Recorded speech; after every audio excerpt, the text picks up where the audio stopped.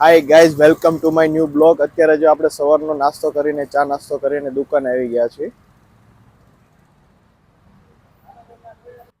જો ગાઈઝ, આપણે આવી રીતની દુકાન છે.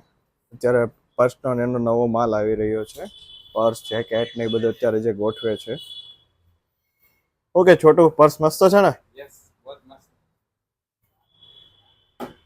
આ ટાઈપના પર્સ છે આપણી પાસે. પર્સમાં બી નવી નવી વેરાયટી આવી ગઈ છે અત્યારે. પર્સ, પરફ્યુમ, બેલ્ટ, જ્યાં છોટું બતાવે અત્યારે પર્સ.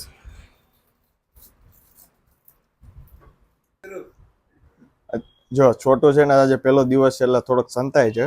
સવારની ચા પીવે છે અત્યારે. आज पहला दिन है ना, इसलिए. चाय कैसी लगी? अच्छी है के मस्त है ना? कोई बात नहीं, चल ठीक है.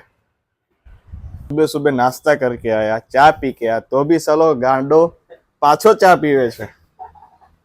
કાકા પણ ચા પીવે છે. અત્યારે બધી જગ્યાએ ચા પી રહ્યા છે. જો આ કાકાને છે ને, આ ઉંમર હજી ઘરનાને પૂછીને જેકેટ લેવું પડે. જો કાકા જેકેટ કેમ છે? બરોબર છે ને? ઓકે ઓકે, મસ્ત છે. કમ્ફર્ટ છે, ફૂલ કમ્ફર્ટ છે. અને રાતના ઠંડી લાગતી નથી. પણ કાકા તમને સાઈઝ નહીં આવે તો સાઈઝ લાવો. તમારી દુકાનનું નામ છે ભાઈ. આ મહેશભાઈ બરવડિયાની દુકાન છે, ક્વિટીફાઈ.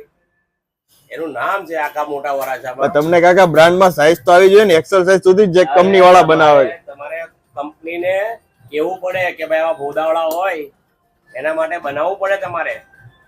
એની કરતા કાકા એની કરતા કાકા તમારે છે ને વજન ઉતારી લેવાય. એ નહીં ઉતરે ભાઈ.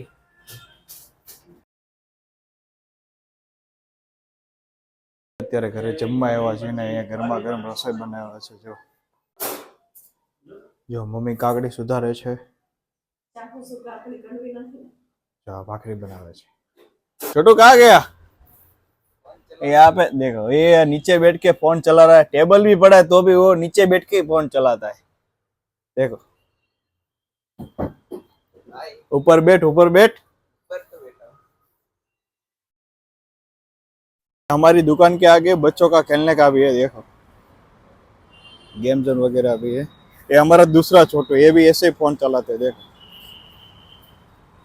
चार्जिंग में भी फोन पड़ा है तो भी ये चला रहा है. देखो,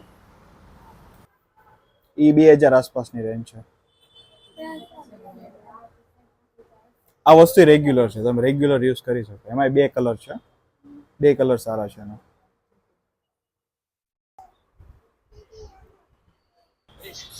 छोटा बच्चा है जी, इस पे बैठा है उधर. छोटा बच्चा है क्या तू? तो उधर नीचे छोटे बच्चों के लिए ये બધો માલ એમનો પડ્યો છે કાઉન્ટર ઉપર. કેમ કે અત્યારે 11:30 વાગી ગયા છે. અત્યારે આ ટાઈમમાં બી અત્યારે આપણે દુકાન મંગલ કરીને ઘરે જઈ રહ્યા છીએ. અત્યારે ફરીથી આપણે કાલે નેક્સ્ટ વિડીયોમાં મળશું. આ વિડીયોને લાઈક, શેર અને કોમેન્ટ કરજો. જય શ્રી કૃષ્ણ, બાય.